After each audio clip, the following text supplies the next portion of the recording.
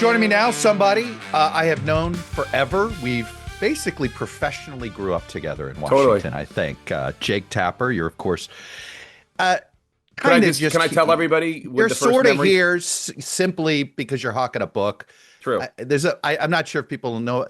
This book hasn't gotten a lot of attention, No. so we'll have to spend some time trying to tell people about the book. Can I tell your These are fans? podcasts, so we Can I tell should your be, fans? Yes. Can I tell your talk fans? to me. My first memory of you. Okay, My go first for it. memory of you And I'll tell you my memory of you. is We'll the see if, Iowa State Fair yeah. in 1999. Mm-hmm. In 1999, you were there with Hotline, I believe. Yeah. Yeah. I'm there with Salon.com. Yep. You're there with like a little group. It's like Dominic and Vaughn. It's just like a whole bunch of Definitely Hotline Vaughn. guys. I don't remember a Dominic, but that's all right. All right, maybe I made that Yeah. up. I had a Domenico Um, at NBC, but that's all right. maybe Domenico. All right. Anyway, you and Vaughn were more memorable than whoever the third Fair person enough. was. Fair enough. And so Hotline, for people who don't know, and you probably have some people here who know you only from NBC and don't know about Hotline, but Hotline was the first aggregator pre-internet of Right. all the media. And it was a newsletter that you would sign up for, and somebody would get up at the crack of dawn or even like all night. I don't It know was how you guys did before it. dawn. Yeah, yeah. We had 12-hour And shifts. But it was like, I don't even know, 30 pages by the end. And like, yeah, I was more inclusive. I said we're online. It can go as long as it wants. I never yes. thought we should have a cutoff. And Yeah. it was just like all the press summarized for politics, all of Mhm. it. And you We did this always, crazy thing. Back then we had these weird, people may not realize this, but there were these things called local newspapers. And they had these things called political reporters that were yes, based not in Washington, but actually based in communities yeah, all over the country. all over And the country. Yep. and guess what? When you have people all over the country, you get a more diversified look at what the hell is going on in America. But anyway, Anyway, sorry. everybody wanted to be mentioned by the hotline.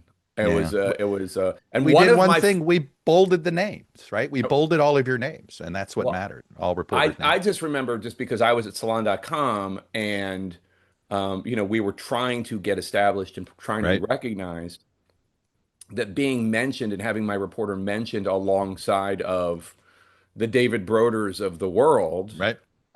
was really important. And I think I remember that I have to go back and find it, but there was a profile of Hotline Mm. by the Washington Post style section Yeah. Yeah. We had in it hung like up for a long time. in Yeah. 1999 or 2000, in which I Yeah. admitted that I whined to you if I did not get mentioned, which is true. And I own up to that. Yeah. And you still always just want to be mentioned. Still always just want to have your work be recognized. So, By the way, this is true. I mean, look, right, social media's proven this. And, this is sort of the dirty little secret, right? Like that's all. We just want to be seen, right? well, Reporters want to be seen. I don't think Yeah. it's a secret, but yes, No. Right. 100%. So I've known you forever. And then Yeah. you And were, our and you were, kids now, our kids went to school together.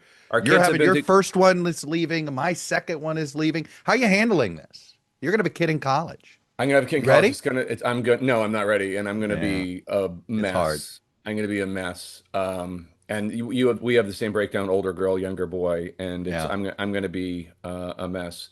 But yeah, we go back. Obviously, you were White House correspondent for NBC when I was White House correspondent for ABC during the Hmm. first Obama term. And it's been a long, lovely, Yeah. fruitful friendship. Our wives are friends, our kids are friends. And just to illustrate how far back this isn't actually how far back it goes, but Yeah. I got a photo like Apple, reminds you of on this Mm. day 5 years ago, and Memories. I sent you and Yeah. your wife Yeah. 5 years ago this week The virtual, your son's the virtual COVID bat mitzvah. Yeah. The COVID bat COVID mitzvah. was it a bat mitzvah or a bar mitzvah? Bar It mitzvah, was of course. yeah, Sorry. Thank you. Harrison. Yeah. Yeah, it was It was Harrison's bar Harrison's. mitzvah. Harrison's Yeah. bar We were in mitzvah. our basement. I set up a little, It looked you nice. know, I made him put a suit on. We did it as if we It, had our own little bema. we had Yeah. to It we was. had to do that for Alice's too, and it's yeah, So, it was he never got his party, and he was always kind of disappointed in that. But in exchange for the party, we went to Lambeau Field like a couple years later. That that's was nice. the So that we was what we we uh yeah. we just held off Alice's party until I forget if we did it for her 16th birthday or Yeah. for her I think graduation. I think our friends in the Latino community, I like quinceaneras. I growing up It's in an, Miami, those it's were a big thing. nice. 15 feels like a bet. Like, it's so funny of these the bat mitzvah. We threw the big bat mitzvah party for our Yeah. daughter, and you did it for Czech. And it's just so, I mean, every cliche is true when you try to like, who do you invite and like what kind of, I feel like at 15, the kids are ready to at least mingle between boys and girls. At Oh, 13, they're still not ready. no, that's totally true. And I also kind of think that COVID um, set back this generation of kids a couple years when it comes to emotional development. Obviously, Oh, I completely agree. I see it with my both more so with my daughter in the age because just in that terms of period, mingling and comfort learning how to level. date. Yeah. You know, I don't know about you, but wasn't high school was sort of when you made your mistakes. I don't know how else to put it, right? When you made your you know, maybe you ghosted somebody the wrong way, whatever it is. But you, in a weird way, you need that in order to sort of prepare for young adulthood when you start dating. And when you don't get it in high school, there is something that's missing there. Yeah, I will not say that I made all my mistakes in high school because if so, we would be subjected to all sorts of comments to your I know. There's no, I just from people with whom I made mistakes well into my 30s. So fair. No, I hear you on that. How do you handle I I I can't tell you when the switch flipped, but it flipped for me right around about a month or so after the lockdown, where it's just like, remember, it doesn't matter. Journalists are not meant to be popular. Who cares? yeah, We're all human beings. Um, there's always moments where you probably feel defensive and you want to say something, but you've learned not to do it. I've learned right, not to do it. right. When do you think that switch? Nobody feels And bad for nobody us. should, and nobody should. I don't Yeah, want them to. right, I'm not interested in it, which is why I'm right. not going to do there. I'll call you up and bitch and moan, right? We can exchange texts and go blah blah blah, right? All that stuff. But for a long time, you and I were both really active on social media in a different way, right? We would engage. We'd engage positively and negatively. When did you feel like, it's not worth it anymore? When did you flip that switch? I don't know when it was exactly, but it just became clear at one point. Um, I do remember one of the first experiences I had with social media where I'm like, oh, you'll get criticized no matter what you do on Hmm. this, was when you and I did the goatee gamble, which Oh, right, was with the Philadelphia, so with the was it the Phillies and the so Dodgers and Phillies? Yeah, I'm a yeah, yeah. Phillies fan, he's a Dodgers fan, I'm more of a Nats fan now, but at the time I was, very much more of a Dodger fan, and and we did a they big were bet, yeah, they were and the bet was that Chuck would shave. He at the time yeah, just well a now it's straight a up beard. goatee. Now it's a Yeah, full at the beard, time yeah. it was just a goatee. And the bet was, and he was never going to do this, but it was like either Like I said, I think I never really accepted the bet, but that's okay. I remember you sort of if proposed it and it was accepted on my either behalf. if the Yeah. Dodgers won, I would grow a goatee, and if the Hmm. Phillies won, Chuck would shave his goatee. But it's Or not clear you can grow facial hair, right? You're still not sure, right? You're still trying. that's fair. And so I mean, who knows? Who knows is the answer to Yeah. that. So and then there was a charitable giving opt out, And I think that's and what we did. If yes, we did really well and on I that. think we Yeah. both and we but my the charity I picked was Nick Kristof of the New York Times had just written something about Pakistani girls having this I horrible do remember problem that. That's right. during pregnancy called like fistula or something like that, because the girls Yeah. would die of, and like I was like, oh, I just read this. This is before Yeah. I got involved with Homes for Our Troops, and like I had the Hmm. designated charity I always worked for. I was like, oh, this is like a really worthy cause. I'll do it for fistula, and like immediately the response on Twitter was. How dare you? Why aren't you giving to an American charity? Oh Da, da, da, da. Like, gosh. and it was just like, and that was the light bulb moment that I was like, oh, it It really doesn't. doesn't matter Yeah. what you're doing. No matter what you do, people are going to Right. criticize it. But let me ask you this. How often in person do you get negative feedback? How Very, rare is that? very seldom. And this is to me is the point. I literally can count on one hand the number of negative experiences I've had in person. And it's proof, it's about the same amount of negative interactions you have with just anybody, like on traffic jams or, people that don't, that don't think that think they ought to use the 10 items or less line, things like that.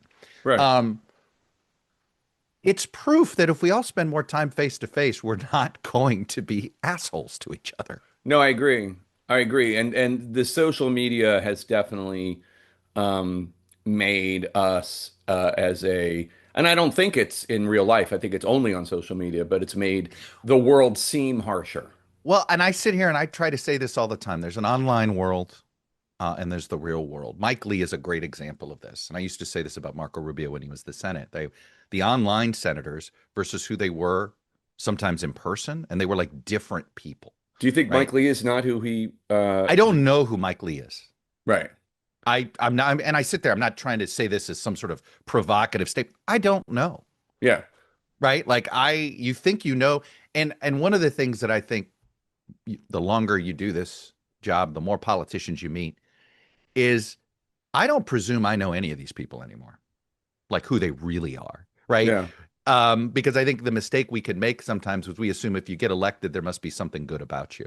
You must have some good character. And it's like, no, sometimes there are bad character people that just con their way into office. One of the other Um, things that I always wonder about is how much, because we are journalists, and therefore, I think in the back of the mind of everybody who is um, in the public eye at all, mhm. I think that they are all wondering, am I ever going to betray them for a story? I do Oh, wonder, I do like for the politicians that I'm well, friendly with, well, think or, about it. Look, my yeah, favorite line to quote about that I say to young journalists, is, there's that line in Almost Famous by Philip Seymour Hoffman early on when he says, "Don't be friends with the rock stars. The right, rock stars aren't your friends." right, And I think about that all the time on the political front, right? Because the politicians want to be our friends at first, really badly, right? Whether Donald Trump and Joe Biden in some way are wired the same exact way in their obsession with being friends with the media at first. They always wanted to have these personal relationships. And I think it takes real discipline to not get caught up in that. And it's hard.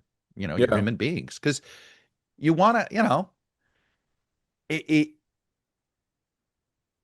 there's always a part of me that wants to believe these are all good people just disagreeing on a philosophy, right? I used to say 95% of the people who got elected to Washington, got there for the right reasons. They had a real reason why they wanted to run, like a genuine. You may not agree with what they were running on, but they felt passionately on it. And then to me, the town corrupts them. I less believe that now. I don't know what I believe. I think that my default is, um, so there is this concept in Judaism that Michael Medved taught me once during an interview, which is it's called Dan Lekaf Zichud, which basically means give people the benefit of the doubt. Mm-hmm. Don't just always assume the Mm-hmm. worst. Mm-hmm. And it's something that really stuck with me almost as much as the goatee gamble, which is this idea that like don't all automatically assume that the people are in this for the wrong reasons. And so I do try to do Right. that, which is not to say don't be skeptical, but don't just like go into an interview thinking this is just a power hungry psycho. Right. No, Um, no, no, no. Like try to. Try It to is. understand where they're Look, coming from. right. And there's no doubt this era where it does feel like a lot of people have decided politics is a good way, is a shortcut to becoming wealthy Famous. Yeah, and and wealthy. Yeah. and wealthy.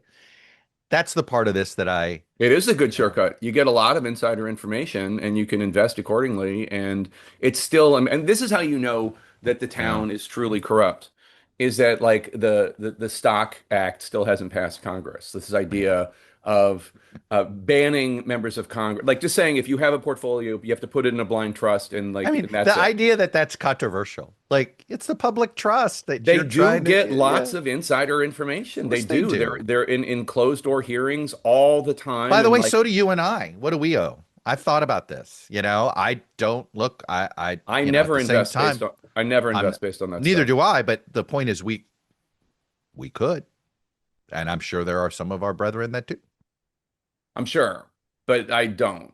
And also, by the way, I don't trust myself as a financial providing financial Fair enough. guidance. That's why I have these much smarter guys paying attention to All right, stuff. let's do the book a little bit. Original sin. What is your Yes. original? What is the original sin? The I original have sin, I have my own original sin. That's why I'm asking it. So, what is your original sin in the the story? original sin, according to all the Democrats we talked to for this book, and Alex Thompson, my co-author, and I interviewed more than 200 people.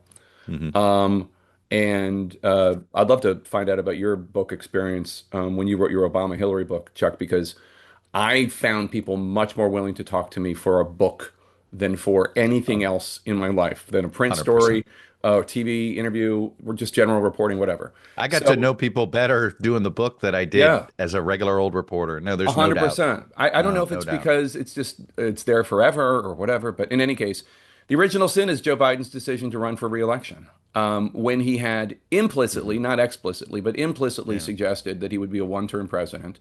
And then from that decision, Yeah. when he was, because he had like a reasonably not horrible midterms, even though he was not popular and most of Right. the country thought he was on the wrong track, and most of the country was concerned he was too old to do the job.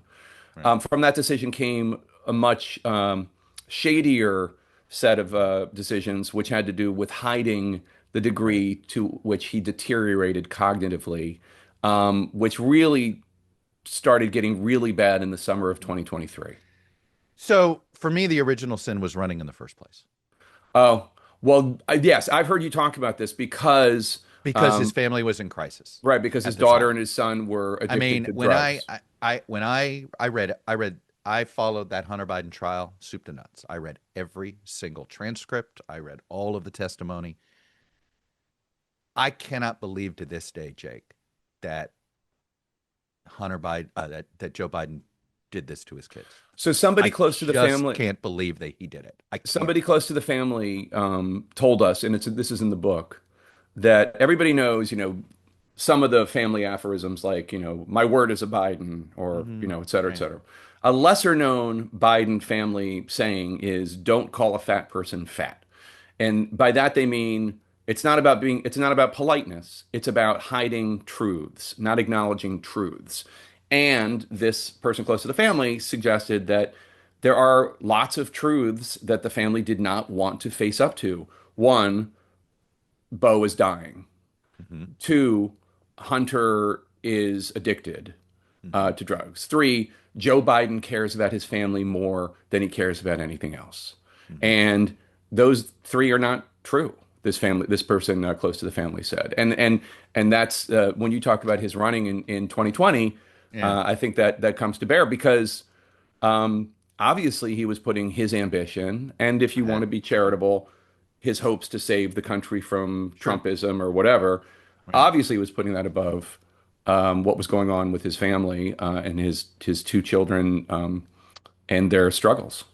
Look, I mean, you and I covered, for most of our professional lives, the story of Joe Biden was this guy cared about his family so much he commuted home every night from Washington. Now, by the way, here's By the the way, what else you could say is this man was so ambitious that right, after his right, family went through that tragedy, he commuted every day to work. right. Right? Like it's the same story. It's He all had about the narrative. had his And sister help and raise I his don't. boys. I sit here. I look at this and I think, were we sold a 40-year bill of goods?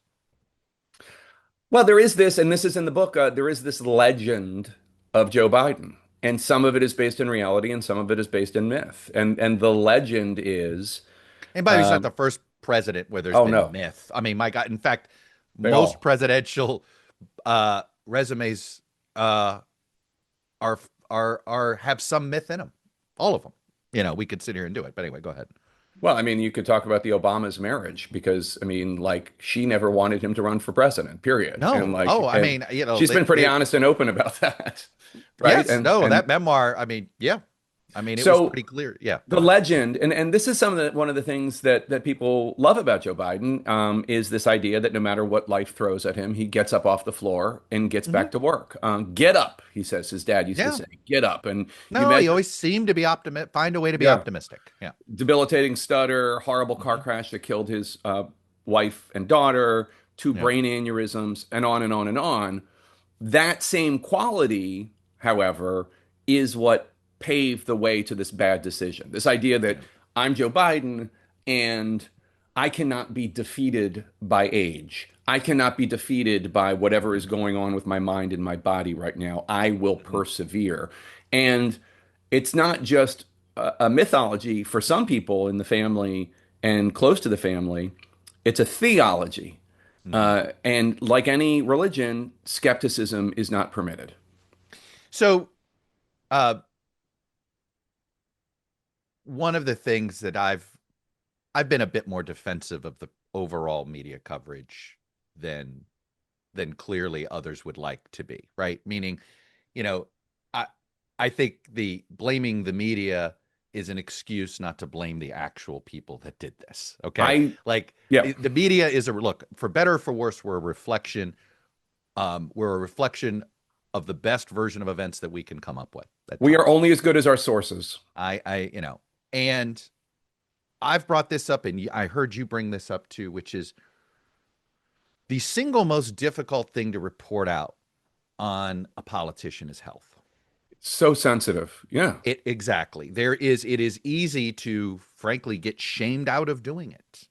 Right? It's How easier to get, dare you? It's a yeah. private thing. Well, People's health is private, think about how you know? insanely sensitive people are about getting somebody's college transcript.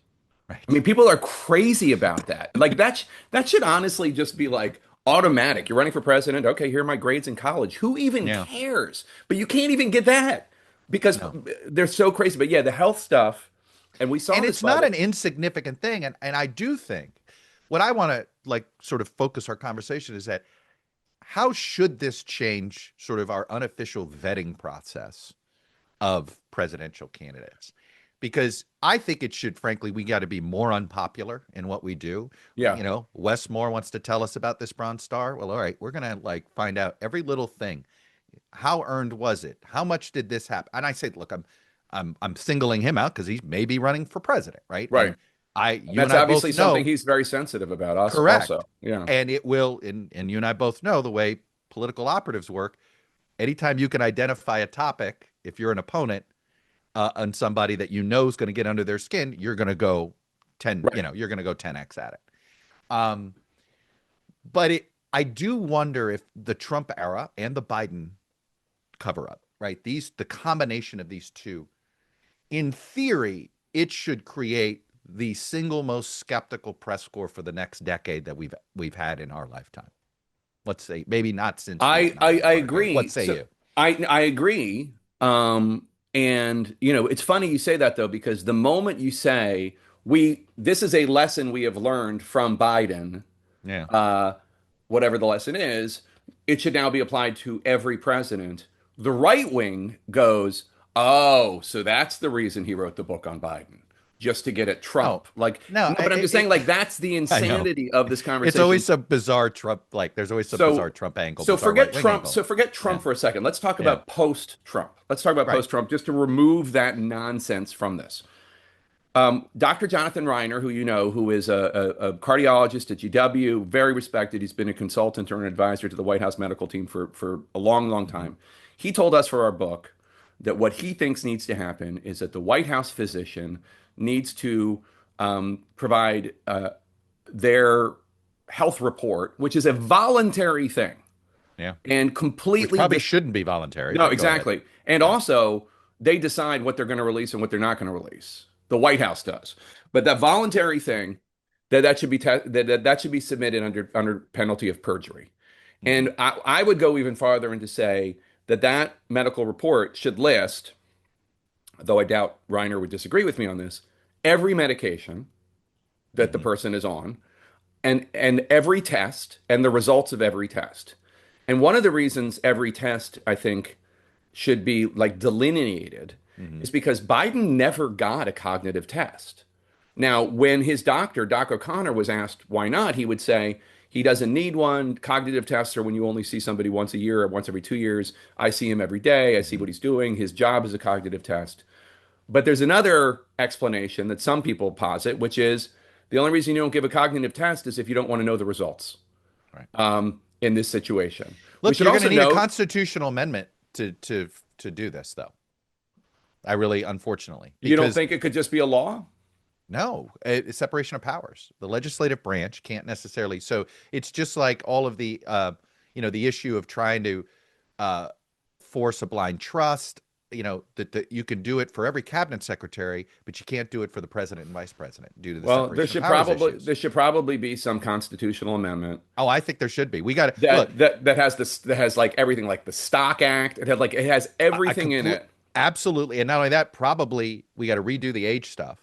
I think the age, Or you think it's there should be a interesting. cap? Well, by the way, because there are age minimums in the Constitution, it Yeah. means the only way you can put in a cap, the only way you can put in an age sort of, where you age out of being able to hold office, you're going to have to make it a constitutional amendment. Otherwise, it's going to be unconstitutional. Meanwhile, did you catch the subtext of the fact that the senators Cornyn and Schmidt of Texas and Missouri Hmm. had a that's the first time I ever said Missouri, by the way. I don't know why I said that. Of Missouri. You have in-law. Well, it depends No, where but you are. they're Kansas Missouri City. is St. Louis and Kansas City. Yeah, Missouri is the rest of the state, isn't it? Yeah, no, I don't know why I said that. Anyway, Yeah. so of Missouri and Texas, they had a hearing this week on The Biden's autopen hearing? acuity. Yeah, the Yeah, and autopen the and hearing. and the Right. and the acuity, which by the way, we didn't find any evidence, and that's not in the book of the that the autopen is a thing. That's not to say it isn't, but we didn't No, find. this is just literally a right-wing meme that it got so much attention that these Republican senators have to respond to it. I do It's think funny that how there it is. works. I do think it's worth exploring because I don't know how much he knew everything that he was signing, but by the same token, I don't know how much any president knows everything they're signing. But in any case, moving on. Yeah, I'm Um, old enough to remember when Gary Cohn just pulled papers off of Trump's desk to right, prevent him from signing stuff. right, So what's I mean, like, be careful opening this can of worms, right. Eric Schmidt. Right. So, but in any case, the thing that was interesting was they had this hearing. Democrats boycotted it, and so it Mhm. basically became known for the Democrats refusing to participate. Um, but what's interesting about it is who's the chairman of the Senate Judiciary Committee? Isn't it Grassley, right? 90-year-old Chuck Grassley. Is he 91? Is he I 91, don't think 92? he presided over it. I don't think he presided over this hearing about Biden's acuity. So I mean, It's just there is funny. this, and we have a chapter in the book about this. There is a culture of this in Washington. Mhm. When you and I were coming up, Strom Thurmond, who was almost 100 years old, Yeah. was walking around the halls of Congress completely addled, Yeah. completely senile. He grabbed Senator Patty Murray in Yeah. an elevator, groped her, thinking that she was uh, One of his a staffers or whoever. staffer. Yeah. Because in the And Thurman office, it was apparently known that you had to accept that if you worked for him. but also, by the way, Senator Murray to this day hasn't talked about it because she was talked out of complaining about it back Yeah. then. And I guess it was like This in was the like 93, 94. This was yeah. pretty early. It was her first term. Yeah. By the way, she was recently Senate pro tem. I mean, she is I now know, right? aged. She went from like mom in tennis shoes to grandma in Now, tennis shoes. yeah. Yeah. So, but be that as it may, the only point is like this culture of coddling members of Congress and Supreme Court Well, but this is the justices. seniority issue, right? Right. Like in a weird way. I always talk about this as a reminder that in Washington, do you know why seniority? There was a time the idea of seniority was actually a political reform because at the turn of the 19th and 20th century, there was a Speaker of the House that was basically forcing was essentially doing, didn't want, well, no, I'm going to put my people in these committees. Right. And so it created this, it was a very narrowly divided House then. So one of the reforms they Right. created was the seniority system Well, because it does give because power to the voters. It right, gives in the order power to the to take voters. power away from the speaker. At the Right. time, the speaker could say, no, you're the committee chairman, not you. Literally could take a newly. Now, They still this do is that. not as it's harder. Not like they It did, Yeah, but like, and well, there's a and reason McCall and Turner are not at foreign affairs and sure, but intelligence. they also termed out, right? The Republicans put in committee term limits. I don't think Turner aged out. I think that they No, he kicked him out. termed out. I think he technically was termed out, was he, or wasn't he I on a don't think so. No, I think he pissed off Trump. Well, but Intel is different. by the way. Intel is a joint committee, and I don't think the seniority doesn't apply. I think that's In any slightly case, different. we've Whatever. Yeah. taken a deviation. Let's go back. So yes, that reform now means that Mhm. we have a system that rewards people Mhm. who are elected over and over and over, and Right. that system doesn't necessarily reward accomplishment or Nope. ability. It's just longevity, and those people are surrounded by staffers and lobbyists and family members Right. whose job it is to give the principal as much power and cover as possible, so that we now have more people over the age of 70 in Congress than ever before. Right. Than ever before, period. And one of the reasons why Republicans control the House right now is because since April of last year, six House Democrats have died Died. in Yeah. office. And of those six, five were either in their 70s or 80s, period. So this is one of the reasons why Republicans control the House right now. Yeah. Look, and then of course you keep going, you could keep going down this road, which is, you know, the way the system works, if you're of working age, you don't really have the resources to run for office. Only older, wealthier people do, right? Like, and that's the other part of this that So we that just did a story on this on my show like a week and a half ago. I had one of these great young reporters from Notice, hmm and then I had Paul Kane, hmm like you and me, an old right. Yeah, yeah, grizzled yeah. veteran, Ink talk stained rich. and and and it was basically about this phenomenon. And also we were specifically talking about Dwight Evans, the congressman from Philadelphia, who had a hmm stroke last year, missed a lot of votes, and is now back. hmm But the same question being asked about him is the same question being asked about Eleanor Holmes Norton, the delegate from Washington, Right. D.C., which is Philadelphia and D.C. need fighters. Yeah. Are these two politicians, Eleanor Holmes Norton, I think just turned 88? Right. Yeah. Are they up to the task? Eleanor Holmes Norton cannot drive anymore because of her acuity How about issues. Kay Granger? The Oh, Kay that's Granger story down in Fort Worth, where she was amazing. apparently in an assisted living She was in a dementia facility, center and while you're drawing a congressional paycheck. Yes. while her staff was clearly covering up so they wouldn't lose their But influence not and just power. staff, by the way, right? Oh, Not just family staff. and staff. That's right. But there No, are the people. entire House Republican Yeah, leadership knew yeah. about this because Kay Granger stepped down as chair of what was she chair of appropriations? Appropriations. Yeah, Like so she she stepped was down. like the single most Right. powerful committee slot you can have. She was, Okay. by the way, The trailblazer. committee that hands money Yeah. out. Yeah. Yes. And steps down, and then like at some point in there, Yeah. this is like May or June of Summer. Yeah. It was early summer. Yeah. May or June goes of. into a dementia center. Yeah. And then Um, nobody knows about this. Nobody Nobody. knows. It took a reporter in Texas to track it down, figure it out, Right. and all that time, that district did not have a congressional And this representative. is not like a rural district. This is Fort Worth. And this gets into the larger issue that I'm obsessed with, which is like, and you started off by paying a very nice compliment to the hotline days, but it's like we don't have enough local political reporters, Oh and when no, there was more local accountability let's give on this guy a representative shout out. democracy. Let's give this guy You a know, shout out because I should know his name by now. Kay Granger story but because I think it was like an independent journalist, right? It was I think a North Texas startup. I can't remember now. It wasn't like I'm trying to remember what it was um, myself. This is obviously really fun for folks when they can hear us Googling on this front. So that's always good. That's good stuff. Granger That's stepped down as the top. This is the Times. The top of Republican Appropriations Committee in March said she would not seek re-election. She should continue to serve out the rest of her term. Unbelievable. you know. It might have been the Dallas Morning News. But the point was is that there's less local urgency on political coverage, and I don't know how because there's just fewer people doing it. And this is what happens is I don't think constituents are fully aware of frankly how invalid some of their representation is at times, Oh, it's crazy. And right? look, There's just we not should the also coverage. note that age is not necessarily determinative of ability, although Yeah.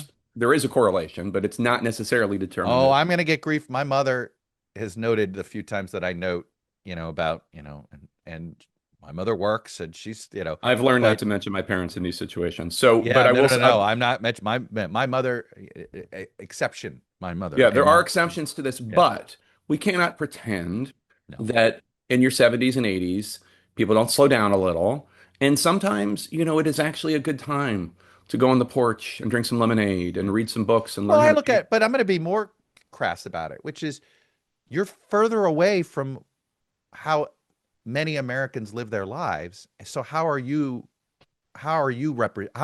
know even how to represent um, people with small kids, people with kids in college? You know what I mean? You're also not It's invested in the future because you're not going to be around for it. yeah. So this is why, by the way, so I got, and I guess it's because of the movie Conclave, I got Mhm. really into this conclave. It was the first conclave I got Yeah. into as a Oh, I love journalist. that. It's It's great. the election I want to observe the most.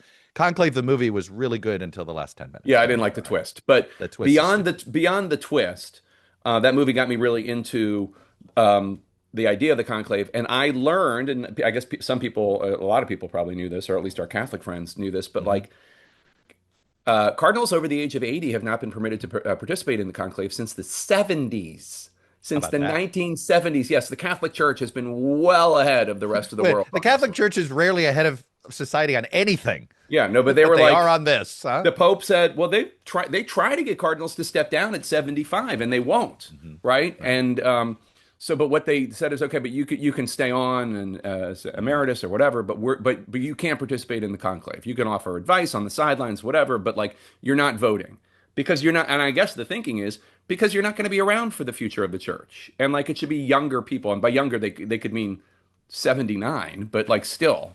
So there is this age thing that is part of the Biden story. And beyond Yeah. that is this culture of hiding this stuff, people Yeah. not being willing to bring it up. And again, I'm not, none of this excuses what Biden and his family and his Right. top aides did, but it is a context to this town, this wacky town. This is Yep. the only place that this could have happened. It couldn't even happen at the Catholic Church, but it couldn't happen in athletics. It couldn't happen in the business world. It couldn't happen in acting. It couldn't happen in any other sphere because there would be a board of directors or a producer, or Hmm. this couldn't happen in the UK because the person, the number two behind the prime minister, would come in and say, this is crap. The Right. parties are much stronger there, etc. Couldn't happen in Canada, couldn't happen in New Zealand, Right. couldn't happen in Australia. But in the United States, in Washington, D.C., it was inevitable. And in fact, this has happened before to Right. lesser extents with Reagan and his Alzheimer's, JFK and his Addison's, Wilson and his stroke, and on and on. FDR. I FDR mean, it's should pretty never have run clear in for, yeah, 1944, no should way he never have should have run. run for president. No. Never should have run for But you president. know what's So, interesting about that is that yeah. the party steps in, Yeah. knowing that he's going to die, Right. And at least forced him to pick a different vice and president. has it Yeah. and say, okay, well, Get we rid of don't want Henry Wallace. get rid of Can't Henry risk Wallace, that. the Yeah. Soviet sympathizer, put in Yeah. somebody else who could actually be president. They put in Harry Truman. So the party is hip to Yeah. what's going on, but not to like, well, you All shouldn't right. run. So let me get to one more in the book. The motivation to protect Biden, how much of it was about Kamala Harris and a lack of belief she could win? That was an excuse used Yeah, I by was the wondering, is it an excuse or was it real? What do you think? Like, what's your I sense think of? it was no, I think that they thought this, and by they, I mean Joe Biden, Jill Biden, Hunter Biden, and then what was called the folks that were Well, I would say referred. Mike Donlin, Ricchetti, That's the Politburo. That's what I was coming to next. The Politburo is you the tight circle of top know, aides. right? Yeah, Okay, so it's Mike Donilon, Steve Ricchetti, and mhm, others. Okay, and they right. thought the following: one, Joe Biden is the only one who's ever beaten Donald Trump. Two, therefore, Joe Biden is the only one who can beat Donald Trump in 2024. Right. Three, Donald Trump poses an existential threat to the nation. If you believe those three things, you can justify anything. And they used Hmm. Kamala as an excuse. Oh, so Joe shouldn't run, so who's going to be the nominee? Kamala? She's even less popular than him, which was true at the Yeah. time. Well, then why did he pick her? Why did he pick her in the first place? That's a great question, and that's David If she Plouffe. wasn't right to me, if she wasn't prepared, if you didn't have confidence in her in being president, then clearly this first, what are we told? The most, the first decision a president makes is who they want as their number two. Well, if that's a failure, then their first decision was a failure. Well, I think it's fair to say that he made the pick for political reasons, not for governing reasons. I And guess, but I don't even understand the political reasons. I've never understood that pick. I've never understood what he I'll thought. explain it to you. I get what they thought it might bring to the ticket, but it didn't. But anyway, go ahead. Well, they thought that, especially after George Floyd and the protests, Hmm. that black women are the beating heart of the Democratic Party, the most reliable and most Hmm. needed voters, and that Kamala Harris had been vetted on a national stage because she'd run for president unsuccessfully and dropped out in 2019. She had an Hmm. impressive resume. She was, on paper, an attractive candidate, senator, former attorney general, former district Hmm. attorney, etc. And they thought that it was a no-brainer. It was To me, between, if that is what you thought, then it wasn't even a close call. Val Demings was the pick. It was this. I mean, but she why was do you don't never, pick she was the never cop? really, but Why she, you don't pick the cop is the single. Look, I understand why they didn't pick her because they didn't know her well enough, and but she it wasn't wasn't between her and considered Demings. around. That's I what they know it wasn't, told, that it was and between it, her and it should have Whitmer. been It was between her right. and Whitmer. Dennings and Val Demings, a congresswoman and former police chief from Florida, and Yeah, Karen Bass, the current mayor of Los Angeles, then a congresswoman from California, were right. publicly, it was supposed to be down to those three, according to people And leaking. we and then Whitmer was also right. The But Whitmer it thing. wasn't. It was just between Whitmer and Harris. It was only between Whitmer and Harris, and Biden's gut was with Whitmer, but he Whitmer. went with Harris because his top aides thought he needed to, and he was Hmm.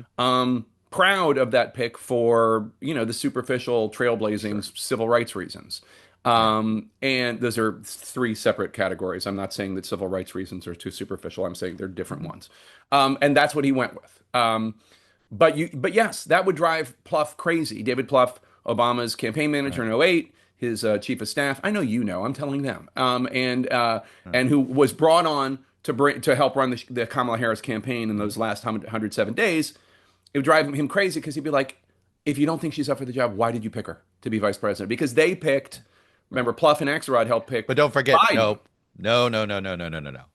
Biden, excuse me, Axelrod was a Biden guy. Plouffe did not want to pick Biden. Plouffe argued against Biden all the Well, way to Plouffe the end. hated all of them. Plouffe, Well, he really hated Biden. He never bought the Biden thing. He never was a Biden guy. There was a weird relationship there because, Pluff's a Delaware he's kid, from Delaware, yeah. right? He's a Delaware kid, and he never worked for Biden. It bugged Biden that Plouffe was not somehow part of it, enough of a, that got into politics and never worked for the Bidens, right? Like it was like some sort of, how dare you, a rejection or whatever it was. But Plouffe was never, he was, my understanding was he was the guy arguing against, he wanted the generational pick. You pick Kane. Look, that's we could play this game of original sin, right? Obviously, I think the original sin was running. I go back even further. I think in hindsight, the super original sin was Barack Obama endorsing Hillary Clinton and not steering the party to a new generation. No, it's not personal against Hillary Clinton, but it was that the fact that he endorsed an older Democrat, the fact that he endorsed somebody technically a little bit half generation older than him, Mm. rather than and then what happened? It knocked out an entire generation of the Democratic Party that might have been in the leadership class at this point. All the people that ran in 20 should have run in 16, right? That all those that impressive class of senators from '06 that Democrats got, right? Tester, McCaskill, Webb, Casey, Sherrod Brown. There's a whole bunch of them. You throw in Booker in 13 and Michael Bennet in 10. There was a whole generation of them that all would have been, Klobuchar's another one, all would have been primed to run in 16, but for Obama putting his finger on the scale for Clinton. Yeah, So he didn't explicitly that's support my her, but pre-original sin on this, if you really wanted to keep going back, because you wouldn't have been in the situation where you had Biden and Clinton as the sort of the only two people um, that could that could we uh, will probably never that know could the be a answer to compromise this. candidate. We'll probably never No, know we the won't. We answer to can't war this. game it. But no, but I wonder if that was an explicit behind the scenes deal when uh, they had that meeting, when she endorsed him finally after that hard-fought primary, and also when she came on board to be I Secretary of State. I wonder if just the two of them, and nobody would even know. we'll never know. Well, and Bill Clinton was a huge asset to Barack Obama in the reelect in 2012. I respected Obama if Obama endorsed her basically out of loyalty. Hey, she took one for me. She brought the party together. I owed her. Like, that's politics. Like, I respect that mindset. Don't get But you me also, wrong. but you also And have I to agree, it consider. probably was the end of a deal. And I also think he did respect her and said, hey, this woman has the ability to do the job, which also is true. But to me, what we all have to remember is it doesn't matter if you have the ability to do the job. Do the voters want you? Well, that's And the right. fact of the matter is the voters had already rejected her once in the Democratic Party. And that was to me the misfire of Obama's Well, I decision. mean, the voters had rejected Ronald Reagan 2 times before they went for him. You can't go by that. But I will Yes say and no, this. not So really. we I got well, we anyway. get into this a little bit in the book because Biden has this chip on his shoulder based on this Hmm. revisionist history that Obama picked her over him. When the truth of the matter is, Beau had just died in 2015, and Oh, Biden and was in no Obama, right? He he knew he was in was no no place. shape to run. He Yeah, was in no shape to run, and just the political reality was that by the fall of 2015, Bernie and Hillary were both so popular. hmm, It didn't even matter if that whole class that you're talking about had run. Hillary and Bernie were just so popular with the sure. populists and with the base and with women. But Bernie doesn't run if Hillary if there's a there were so many other folks. Elizabeth Warren probably runs in 16 if Hillary doesn't run, and Bernie doesn't run. Bernie only ended up running when Yeah, but nobody Hillary, else would. but Hillary running is not dependent on Obama backing her. That's my point. Hillary was going to Well, you're run, not wrong period. there. No, but But let me tell you something else about 2015, 2016 that you'll find interesting, which is so our reporting in the book found that Biden's addlement could be traced as far back as Beau's death in May 2015. And a that top that might aide, have been a trigger. yeah, and a top aide told us that watching his psyche, Biden's psyche, then Vice President Biden's psyche, in 2015 when Beau died was like watching somebody pour water onto sand. And Yeah. that was when he first started deteriorating with whatever he has, Look, whatever I neurodegenerative and this is issues. the part where I have tons of empathy. Okay, when my dad died, my grandfather outlived my father, Mm, and I remember he was catatonic. He lived 6 years after my dad died, and he was a hollowed out person. yeah, He was totally as you hollowed or out. I would be if Correct. knock on So wood. I fully understand all that, but it does get at the point where he never should have put the country Well, here's the first. thing that's interesting about He it. put his ambition. He couldn't do this. It's okay that he couldn't do this. Like, Yeah. we all like tragedies happen and it impacts you. And I sit there. It's like it's not a sign of weakness, but the fact is, they call it blind ambition for a reason, So and it was blind ambition. in I mean some of the other evidence that shows that he was declining significantly before he ran in 2020 is in the Hur report, where when Robert Hur is investigating Joe Biden's mishandling of classified information, he finds these tapes, or he gets these tapes of Biden From the talking to author, right? To that author, right? his Yeah. ghostwriter, and when he's sitting there in the skiff and he hears Biden say, "I just found the classified documents downstairs," and eyes Hmm. light up. Oh my God, he just confessed. But on these tapes, Biden sounds old and he Old. can't Yeah. remember dates and he can't Yeah. remember facts. And that's in the Her report. And that's 2017, Yeah. 2018. But what I find interesting about all this, and I'd love to be able to talk to Barack Obama about this, I know. but he'll never give you or I an interview ever. Maybe he does the Gerald Ford and Mm, does there's an interview that we don't know about that gets released after death, right? Like, that's a probably only shot we got of yeah. truly But knowing what what I'd was love going to on in know is Obama's head. so so our reporting suggests that Obama did not support Biden running for president in 2016 because he needed Biden was not in any condition because he was grieving his son so much. And I wonder if Obama, and I don't know if he's read the book or not, but I wonder if Obama looks back at that and thinks, "Oh, that wasn't just grief. That Yeah. was something else. That Well, was I think it could have been grief that I think it's I don't know. I think it's hard to disaggregate it for what it's worth. I just wonder what he thinks." And, Oh, I agree. he was never super accessible, uh, much more accessible than Biden was, but he was never Yeah. super accessible when we were White House correspondents. He started off, remember when he would like Yeah. have a lunch with the NBC team, have a lunch with the ABC Yeah. team, Yeah. and It was then all good for about 9 months, and then the beer. You know when it all. You know when it changed. It was. I think it the beer changed with summit. the beer summit. Everything changed after the beer summit. Our access to him changed. Everything changed. That was a. I. That's my thesis. Felt like that. That's when they got a little more. You know, a little. Protective, a little more A little more Praetorian. protective. Yeah. Um. You have an interest. I was thinking about all the books you've written. Um.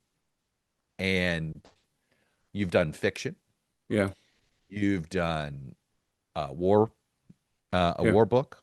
yeah, You've done um, the sort of the quick thing, the Jesse Ventura book. Like I don't know yeah. what you would describe that kind of Quickie, book, but quickie, sort of quick, the quickie yeah, the sort of paperback. like what the hell just happened? Give me some Right. quick context. Those are the books that I always say are the big magazine stories that you make into a book, right? Yeah. Because there is like, hey, who the hell is this guy? How the hell did this happen? This is That interesting, was that was an right? instant paperback from Yeah, St. Martin's totally get Press. it. I think Right. I was paid like $10,000. It was very early in my career. Yeah. Right. And you've done these various different, and what I think is interesting is most people who have authored as many books as you have, there's a pattern. And other than generally politics being the subject matter, you've actually dabbled in different styles of Yeah. writing, Yep. different styles. So what do you like? Is it one of those things you like at all and you like dabbling in the different styles, doing a little novel? Or is there one that you're like, you know what? In the next 25 years, I hope to do five more like this.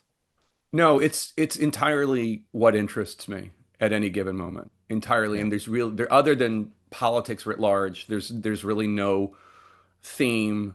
I'm working on two more books right now. One of them comes out in October, and it's about the prosecution of a terrorist.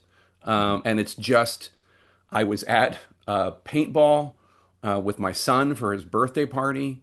And because it's an hour outside of DC, Mhm. I have pizza and refreshments for the adults so they don't have to drive an hour, then drive an hour back, then drive an hour, Mhm. whatever. Just hang out for a couple hours while the kids Mhm. beat each other up in the woods. And one of the dads comes up to me and says, "Oh, I know Dave Roller from The Outpost." And I'm like, "Oh, that's so cool. Dave Roller's one of the heroes of The Mhm. Outpost, my Afghanistan book."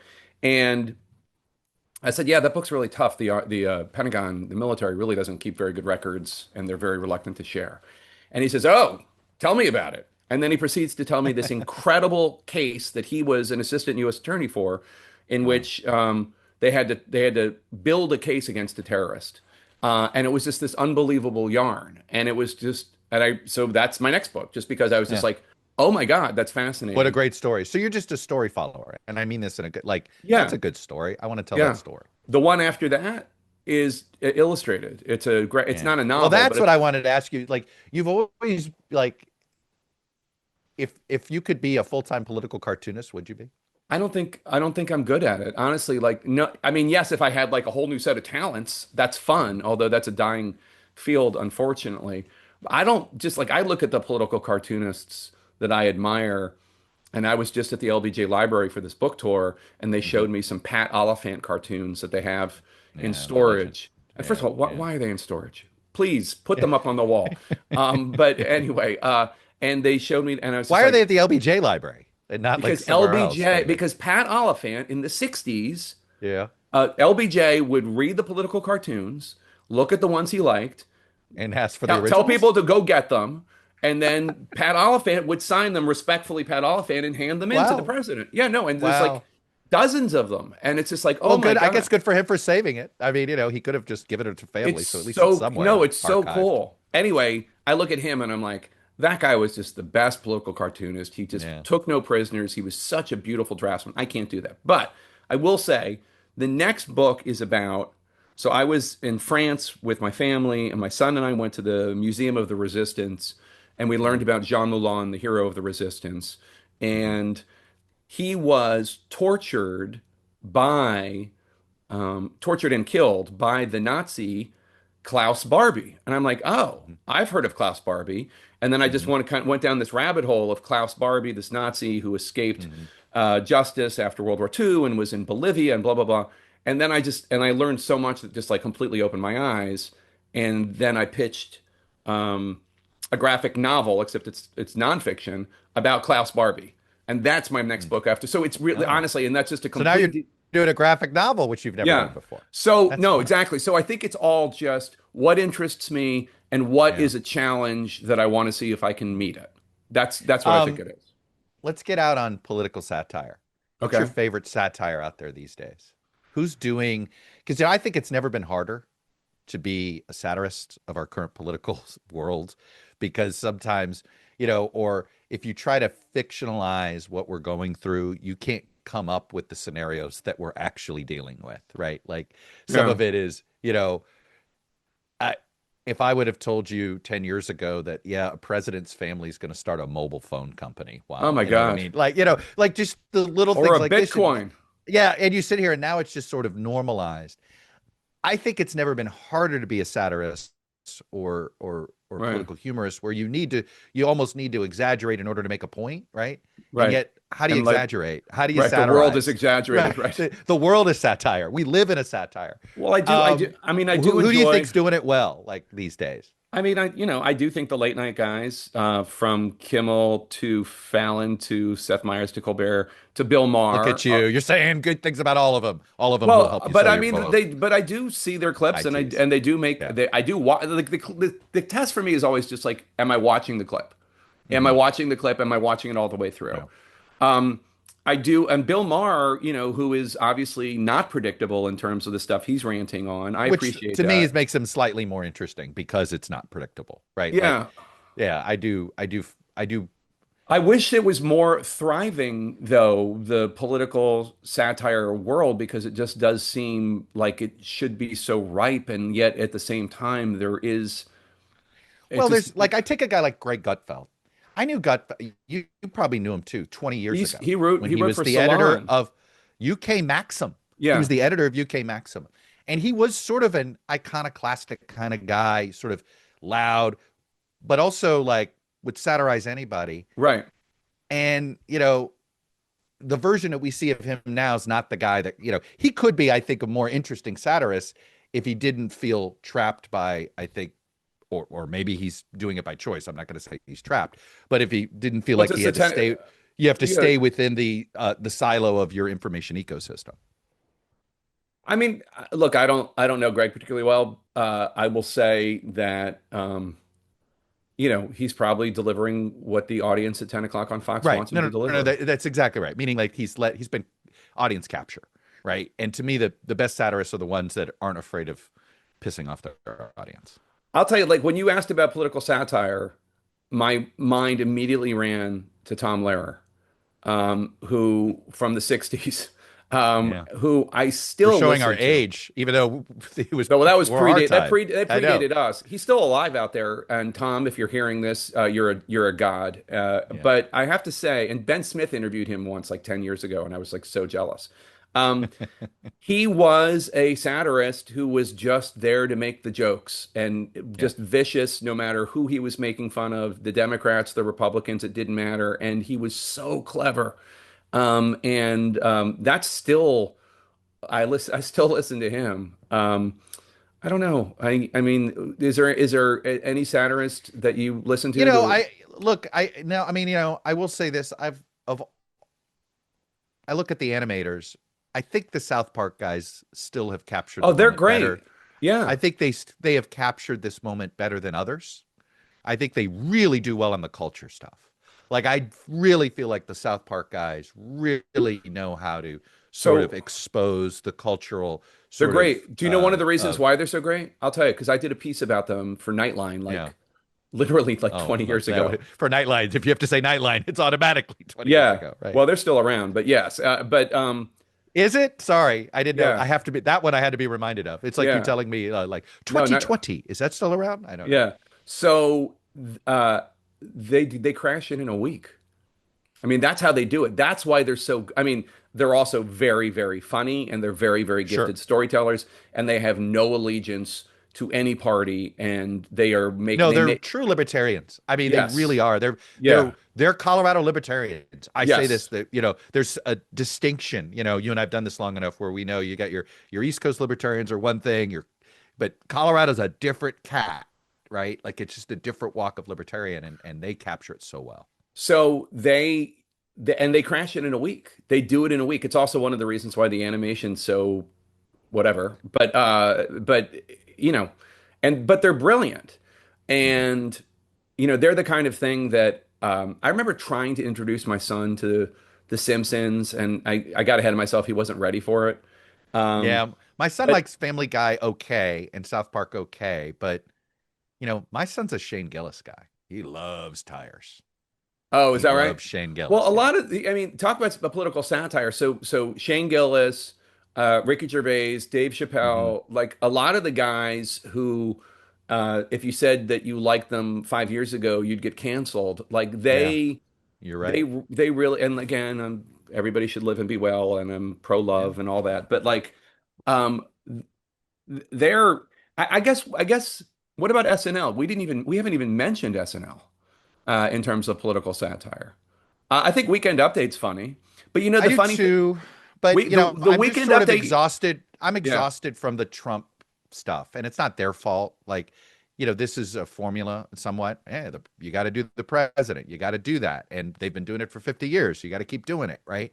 you should I read the just think Lorne it's biography, by the way. It's really good by Susan uh Wilson. I heard a long interview with her, and yes, it is something that I've It's a great book. But I've let me just say look, that what I yeah, think is the funniest thing that SNL does is when Che and Jost swap jokes, and yes.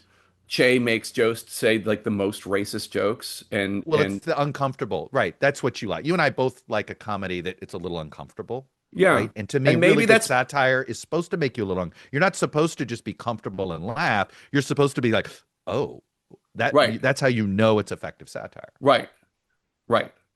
And so I mean, I do think that that is effective, and I think we are in an era right now of people who are very, very sensitive and try to impose their sensitivities on everybody else, Hmm. and people who have zero sensitivities and are Also, try mean to put that on everybody and else, right. right? Yeah. And so what I guess whatever makes me laugh, I'm constantly seeking. But I don't go home and watch the news. I don't know about you. I go home and Oh, watch I don't either. I don't. I watch slow stuff. slow Well, I watch a lot of horses. sports. Oh, I like slow horses. I didn't realize it was based on a series of books. That may be that may be a little summer fiction reading for me. Is that those slow horses is a whole series of books? Did you know that? I did. Yeah, Um, and apparently the Gary Oldman character. And by the way, Gary Oldman, easily top five actor of our lifetime, right? It's yeah. unbelievable how he can just. He's. It's never like you always have to. Oh, that's Gary Oldman. An actor's good when you have to be told who it is and you don't know it right away, Yeah, he's great in Slow right? Horses. I also Versus started like George Clooney's always George Clooney. Department Q. But you know what? Don't no, you shouldn't say that about George. Let me tell you why. I watched No, I'm not um, saying he's not a good actor, but there's a difference. There's two types of actors. I read this and I thought it may have been the Clooney's. kinds who There's disguise who. aliens and there's humans, right? There's Okay, those that become the character. Gary Oldman does this, Meryl Streep does this, and then there's Harrison Ford or even Julie Louis Dreyfus or who are great actors, you're but saying they're kind of themselves. they're movie Okay, stars. they're versions of But go back and themselves. watch Clooney That's in Burn all. It. Go back and watch Clooney in Burn After Reading, which is Yes. perhaps Oh, I the most relevant film to today's Washington D.C. Burn yes. After Reading. Yeah. But he's really good in that Yeah, I don't as a want you to think I don't think he's not good. I'm just okay. saying it's just a different style of acting. Like it's the method acting. It's the I've got to become this person acting, like the guy from Succession, right? Who's Jeremy Strong, right? Who other actors don't love his method, right? There's all there was all these Vanity Fair stories about he was hard to work with because he was always in character, right? He's one of those people that wants to be in character versus others that don't. But everybody does it differently, and I'm always fascinated with that. But Gary Oldman is just that's what I just bring up. I just it's amazing how often I'll watch something and you're like, oh my God, that was Gary Oldman. God, he's amazing. Yeah.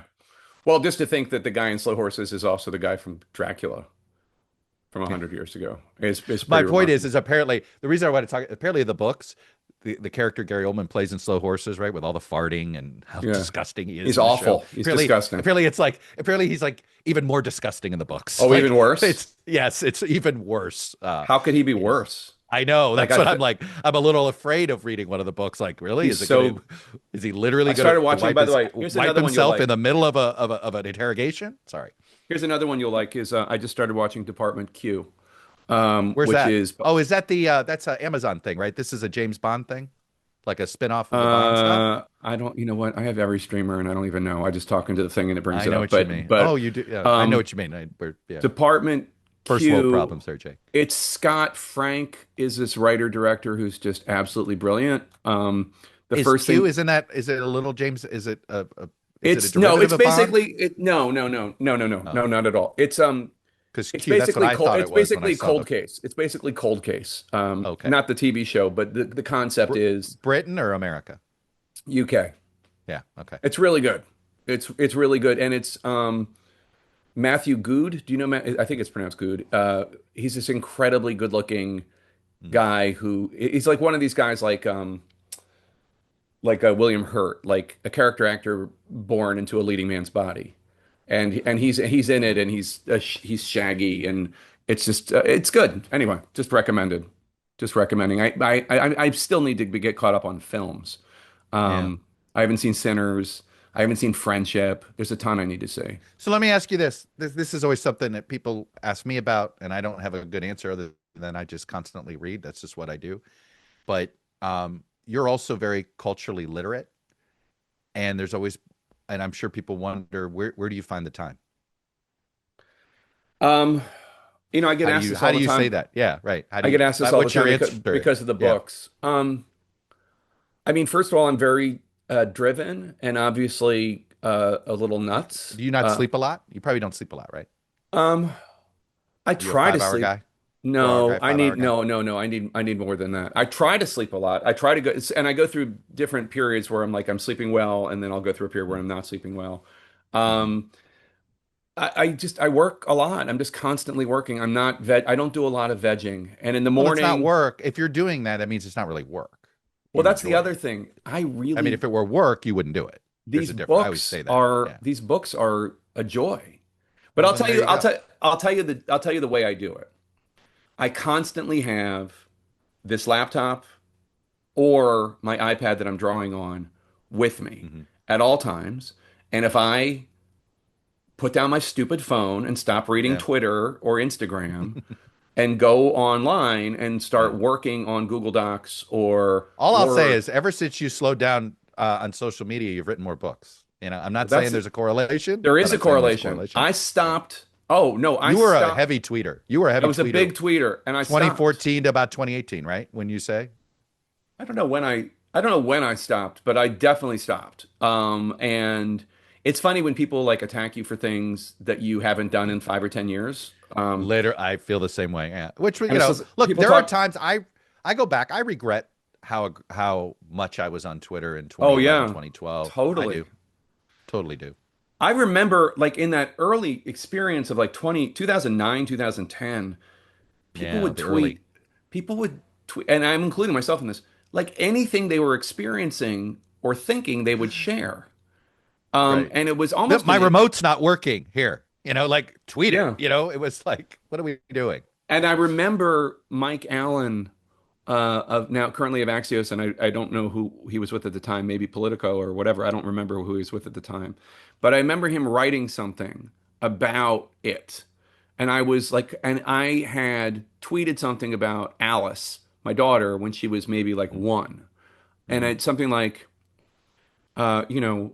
whatever I was experiencing with Alice at that moment, I tweeted it, which is insane. Yeah. And Mike had written something like "Love Jake, love Alice, but why is he sharing this kind of thing?" Hmm. And I remember thinking first I was like, "Oh, fuck you," but then I was like, "Oh, he's right." Yeah, Uh, no, it goes back to where, and this is going to sound I love Mike Allen, by the like way, just for the record. this is going to sound like phony, a phoniness to some people, and we shouldn't be celebrities. Of course. Um, it, but I always say it. I didn't choose. I don't think but somehow we became personalized to people when it came to right how they got their political information. So rather than viewing us simply as a vehicle for information, Right. they we're the and it's just look, it's been very good to us. I'm not going to sit here and saying it hasn't been good to us, but um I think it's I think it has set unrealistic expectations to younger journalists. And I think there's too many people getting into our business wanting to be a celebrity or wanting to be famous, and Yeah. that's their motivation for it. And that's I will I, probably why I we're will just we're say we're where we are. I will just say that I think the most important thing that journalists can do is report. Mhm. And I don't consider like my tweets about the Eagles to be anything other than like me having fun. Like that's All just right, let me joy. get you out of here on this. You're a Philly guy. You love all the Philly teams, and when they're winning, you're going to love all the Philly teams. But when They're currently which of winning, the the Philadelphia they are Phillies. Yeah. for the most part, right? Phillies and Eagles in particular, we can but of those four teams, who will you follow even when they suck? Which one of the four do you like? You'll torture yourself to keep following them, even if it's just a horrendous situation. Like what's the true first love of those four I mean, Phillies it's a tie teams to you? between the Eagles and the Phillies, depending on what the season is. I just have to say. And then probably Eagles have a leg up right now because they've won two Super Bowls since Yeah. 2018. Well, I And think the, about it. You were of that. I mean, Wilbert Montgomery, Harold Carmichael, Mike yeah, Schmidt. I mean, that period of 79 to 81, right, where Philly got baseball and Pete Rose, you had baseball and football. I we were in the assume Super Bowl in '81. at Yeah. your age, that leaves an So impression. It's like why my son is obsessed with the Nats. He was yes, 12, exactly. I yeah. remember when Pete Rose came to the Phillies It was a in big deal. Yeah. 78, 79 from the Reds. And then I remember when Tug McGraw threw that final pitch in 1980, I Mhm. was 11. And Yeah. then the very next year, or like January, February of 81, the Eagles were in the Super Bowl. Yeah. And then the 82, 83 season, the Sixers won the championship. Yeah. So that Both of period, I mean, both. imagine being 10, 11, Yeah. 12 during that period. Like it was an incredible gift to young sports fans. But then, No, and that's how fandom that's how it sticks.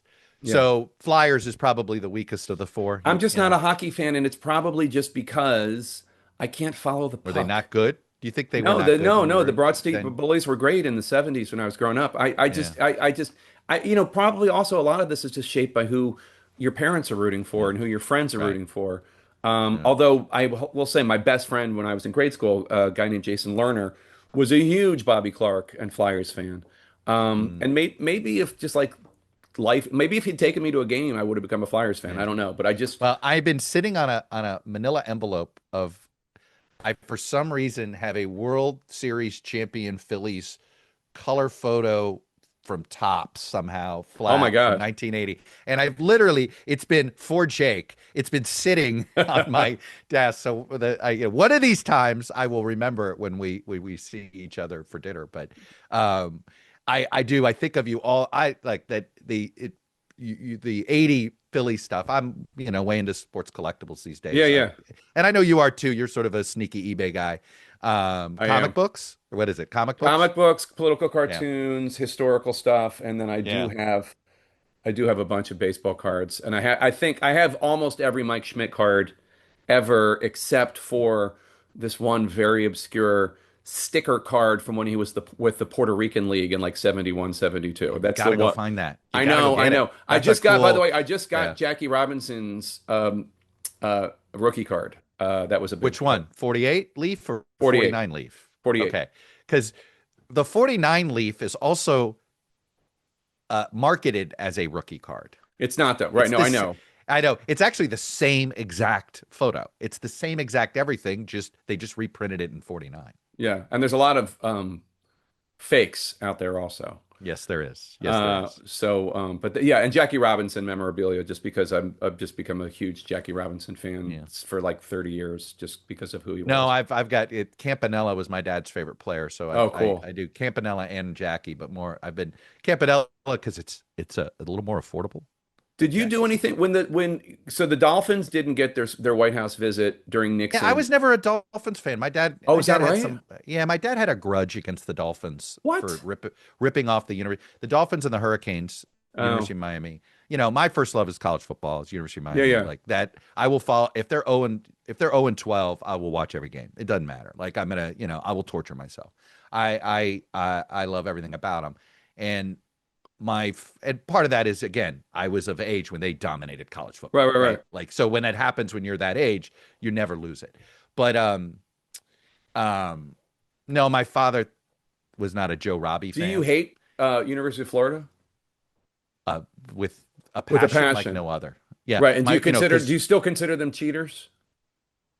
cheater. I mean, any member of the SEC automatically is a cheater. But Like they just did they get a you cheat championship? to Didn't be they get a there. championship stripped from them in the 80s or something? What They am I were on thinking? probation a couple of times, but no, they didn't lose a title. Okay. I don't remember them getting a title yanked. Okay. I think that happened to Kentucky basketball. I I want to say wouldn't confuse Florida. Wherever John Calipari goes. I just remember this Uh, T-shirt, who says we're not champs, and it was a Florida Gator. Uh, hmm. anyway. Yeah, there was a year where they were considered the best team, but they were ineligible to go to a Do you bowl edit game. these at all? Do you edit these podcasts, or I you don't just like not no. I like them up. Why are you you worried let about the No, I don't care. you? I'm just No, wondering. I let it go. I let it go. We went too long. This is too long. But you I know don't what? care. I'm just wondering if people care about like my Phillies Well, they'll appreciate. stop. We'll find out. Only the hardcore people. I mean, you learn this. You learn that this is the beauty of this medium. I'm Yeah. surprised you haven't jumped into a podcast world. But you know what? I'm You not shouldn't allowed to do it. yet. I I'm not was just allowed going to to say, yet. and in fact, in some ways, if you have, I always said my first name up until January of 2028 was Meat, right? And so until your first name is still going to be C, right? For Yeah. CNN's Jake Tapper. Until you can be Jake Tapper, I wouldn't do it Yeah, no, because I would yeah. love to do it. I think it looks like you guys are all having so much fun, and like what people have been able Well, to it's the build. fact you can have the longer conversation. I mean, Right. my biggest frustration with television interviews is that I think that unfortunately the 5 to 10 minute interview has been what I call perfected. Everybody knows how to Right. evade it if Yeah. necessary. Everybody, it's performative, and I don't mean it in a pejorative way. It just is. Everybody understands the time limits. Everybody understands how you can run out the clock. Yep. It's just much harder. Now, you can't be an asshole on a podcast because you're in people's ear. You don't Right. want to make people uncomfortable with your conversation, Right. but you can ask probing questions without being an No, asshole. it But you looks like do need time. You do it need looks time. like you guys are all having so much fun. Honestly, I mean, and everybody's building different things, but whether it's you or Chris Cillizza or It's a new. Megyn It's look. It's a Kelly or whatever, like here's everybody's building different stuff. Well, we're in the middle of, the history of media is new technology, fragmentation, consolidation. New technology, fragmentation, consolidation. You and Yeah. I both benefited from the initial fragmentation of the internet, right? Right. We got our breaks, I always say, because of the internet. Yeah. Old guys didn't want to do it. And I think streaming is this next thing. I don't know what this is going to look like in 10 years. It's going to get consolidated, but I'm hoping to be a consolidator and not to be consolidated. But other than that, I know that's what we're in the middle of a disruption. We just don't Yeah. know where the chips are Play all going to. tectonics, man. Yep. Everything's Yeah. moving. Jake All right. Tapper, congrats. This is bestseller list 4 weeks in a row. 4 weeks in a row. I know. Crazy, right? Right on, man. We were Right on. number one for 2 of those weeks, or as Yeah. Fox News says, not selling very well. Um, so Oh, there you go. Well, I'm sorry you didn't have a billionaire just purchase boxes of them no, we sold. We to do sold. the. I'm kidding, We're right? I know. selling You really, know what? really well, but it's Yeah, oh, I know. this isn't like a Donald Trump Jr. bestseller, right? Where you just sort Well, of I buy in didn't bulk. mention him by name, but I will say that it was just very funny. Part of the book tour that was interesting was, and we can talk about this over drinks when I'm going to be really candid, is Yeah. just seeing the information, the misinformation silos that people are in. Because people were rooting against this book from the far left and the far right, the world of So normies in between. strange. The world of Yeah. normies in between were very interested in embraced the book and bought it, and the reviews were great and all that stuff. But it was Right. weird watching the misinformation silos and also watching and becoming content for a bit. Not the book, which I want to become content, but me Yeah. becoming content You were was, content. I agree, and I know which was that's I don't. weird. It was just very weird because it's like, who is this person they're talking about? Yeah. And I'm not talking about anybody The in only other particular. author that happens, that happens to Woodward now Right. these days, and it happened to Mike. It happens to Michael Wolff all the time, right? These days, part of that is the way he drips out information, but Yeah. Michael Wolff becomes the story with his books sometimes. Yeah, and I didn't. It was Right? just very But you didn't strange. choose this, yeah. No, no, I know that. I wanted the scoops to be the news, Of and course. for the most part they were, but it was just interesting. It was very interesting because I don't pay a ton of attention to the far left and the far right Yeah. when it comes to their misinformation silos. Like I just Mhm. don't. Like it's not worth my time for people who are Do you telling feel themselves. though that you need to be informed of rabbit holes? You need to know what rabbit holes they go down. Like I feel like I need to know the rabbit holes that I feel that like I follow Tucker enough people. Carlson or Yeah, David yeah. Sirota are going down, Well, or but, Matt but Taibbi. yes, but I feel like I am. I follow enough people who are rabbit hole adjacent that I am Sure, I know what you mean. that I'm That you aware have of. some self-awareness. Yeah, Yeah, yeah, no, like I'm fully aware of Tucker Carlson's interview with Ted Cruz, right? I right. mean, Without having to like, but also that's uh, not even a rap. I mean, that's yeah. that's relevant because that's the MAGA Mhm. fight, and Tucker and Yeah. Cruz are not fringe characters. They are No, mainstream characters. no, they're But they're part of the act. Yeah. But that said, the misinformation silos were really interesting to watch, and also the horseshoe theory of the misinformation silos. But we'll Yes. talk about that some other time over cocktails.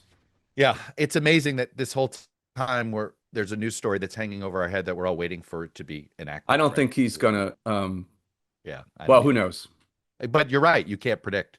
I can't And predict. by the time He's this very airs, unpredictable. I know. this is going to drop next week. We're taping on a Thursday, and this, so one would assume that there might be breaking news you and I have to cover at some point. More Well, you I'll than tell me, you. since Let me I'm not tell a you first something responder though. anymore. But who knows? It's a So weird. Yoav Gallant, the former defense secretary for Israel, told me that and this will be the last thing I say, but he told me on Wednesday on air that Israel had degraded Iran's nuclear capability several years. Mhm. Um, and so I thought, oh, well, then President Trump doesn't need to bomb Yeah. the facility at Fordo Right. where the nuclear enrichment's going on because now you have Yeah. a couple extra years before they can create a nuclear weapon. Take that opportunity to do the diplomatic solution, which is, I think, what Right. Trump wants to do. Yep. But I think he's really, he's really into this concept of showing strength.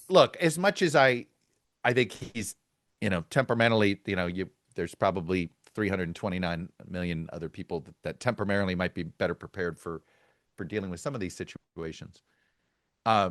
He's been jammed, and it's not an easy decision. And any No, president would be sitting here because I know you have some staffers that are going, look, they've never been this degraded. You'll never have a better chance to wipe this out than right right, now. And if you right. don't take it, you may not have another chance. So yes, and On the other hand, what if it doesn't work? Right. on the other hand, What Iraq. if, right. Yes. On the other hand, and Afghanistan. Iraq. Right. Exactly. On On the other hand, Vietnam. Syria. On the Yeah, other hand, right. Benghazi. Yeah. Yeah. No, No, it is. There's. I'm not. We all give. It's easy to give. I mean, I can't believe he lets us all watch this. The sort of indecisiveness in real time. But he is he's been put into a corner.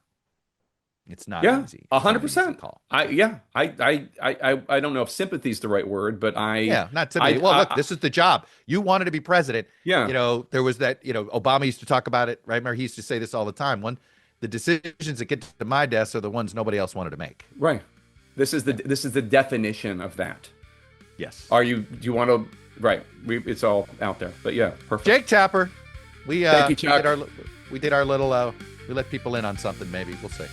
All right. I hope Thanks, you buddy. enjoyed it. I'll talk to you Thanks, soon. brother. See you, man.